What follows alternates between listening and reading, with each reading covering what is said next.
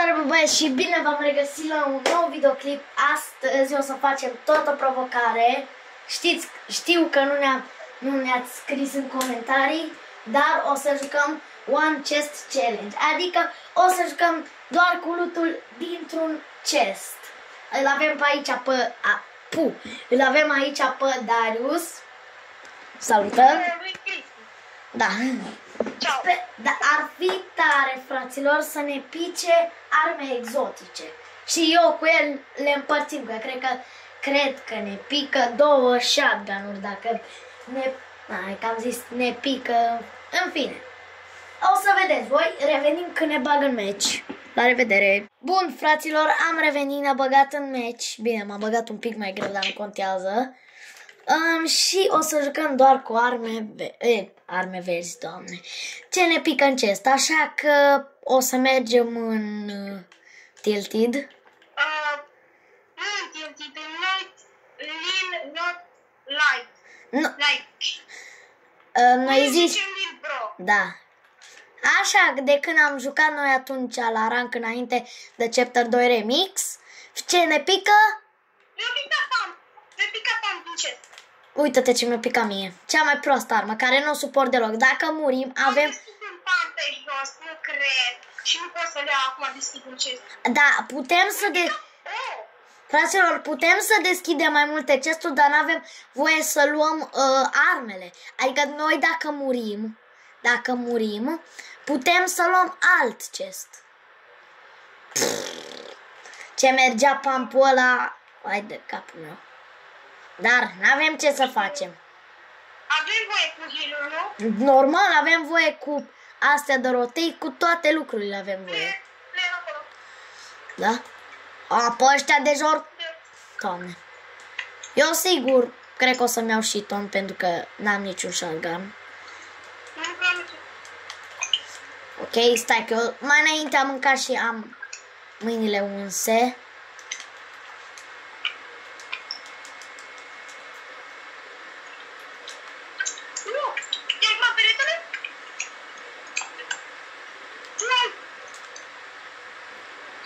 Și de la player?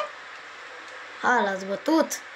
Bă, Darius, să nu uiți să iei heal-uri, da? Doar heal-uri avem nevoie. Avem voie.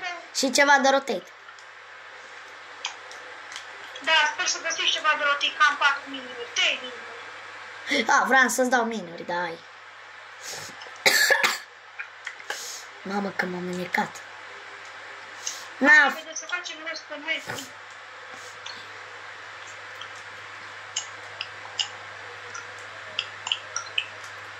Bă, vă mulțumesc pentru 12 abonați. 13 white, nu? 13, da, 13 white. Îs 2 white acolo, Darius. 2 white? Ok. Să fac mai încă puțin de și o să mă duc. Oleo, și nu mai am niciun glonț. Oleo! Dă-te. 40 mult? Bravo. Eu îi dau revive la nostru. Mamă, Darius, dar tu ce noroc ai. Te salvezi?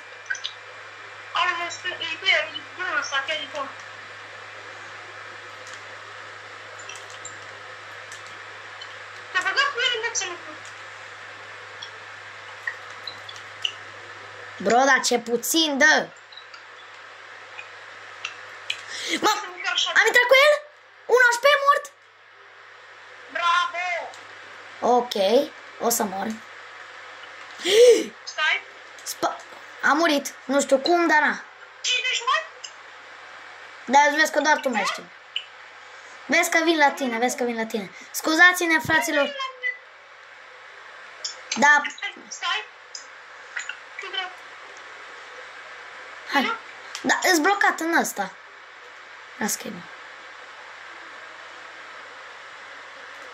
Sparge-l. Că oricum dacă murim. Nu, am. Am chiar 13.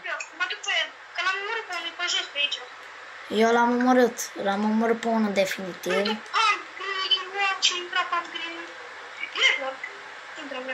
Ai voie.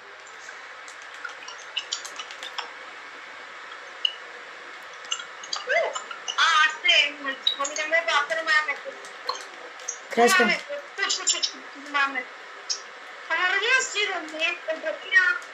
Bine, dar și mie mi-a aplicat fix cea mai proastă. Da, fraților, nu suport. Arma asta e dușmanul meu number one, dacă vreți să știți. Măcar acum vedeți, gen, vedeți și voi ceva, că știți că mama, cred că a făcut al nostru kill-uri, dar eu n-am voie nicio armă să iau ajutor. Eu n-am nicio armă pentru că n-am nici. Doamne ajută să... Avem voie dropuri. Doar loot-ul de la drop. Scuze.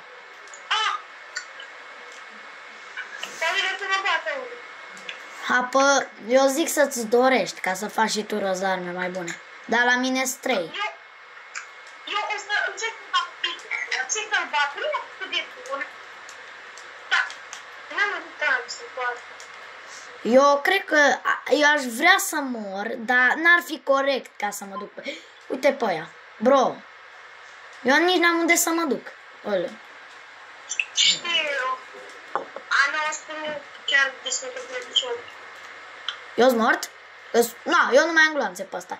Bine, îmi place că am murit, că... Acum... Dar nu știu unde să mă duc. Asta-i.